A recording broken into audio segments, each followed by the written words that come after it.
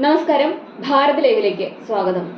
K ശൈലജയും Shafi പറമ്പിലും തമ്മിൽ വാശിയേറിയ മത്സരം നടന്ന വടകരയിൽ വൻ സംഘർഷത്തിന് സാധ്യതയെന്ന് റിപ്പോർട്ടുകളുണ്ട്. രഹസ്യാന്വേഷണ സംഘമാണ് ഇത്തരത്തിൽ റിപ്പോർട്ട് നൽകിയത്. ഇന്ന് ലോക്സഭാ തിരഞ്ഞെടുപ്പ് വോട്ടെണ്ണൽ നടന്ന സാഹചര്യത്തിലാണ് സംഘർഷമുണ്ടാകാൻ സാധ്യതയുണ്ടെന്ന് രഹസ്യാന്വേഷണ സംഘം റിപ്പോർട്ട് നൽകിയത്.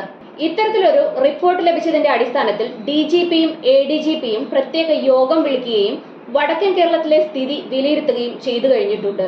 വടകരയിൽ നാദാപുരത്ത് കണ്ണൂർ റേഞ്ച് DIG ക്രമസമാധാന നില വിലയിരുത്താനും സുരക്ഷാ ക്രമീകരണങ്ങൾ സംബന്ധിച്ചുള്ള ചർച്ചകൾക്കുമായി എത്തുകയും കാര്യങ്ങളെക്കുറിച്ച് വിലയിരുത്തൽ നടത്തുകയും ചെയ്തു. പ്രദേശത്തെ ക്രമസമാധാന നിലയെക്കുറിച്ച് ആശങ്കപ്പെടാൻ തക്കവിധത്തിൽ പ്രശ്നങ്ങളൊന്നുമില്ലെന്നും ആവശ്യത്തിന് പോലീസുകാരെയും സുരക്ഷയ്ക്കായി പെട്രോളിംഗും ഏർപ്പെടുത്തിയതായും കണ്ണൂർ റേഞ്ച് DIG തോംസൺ ജോസ് പറഞ്ഞു.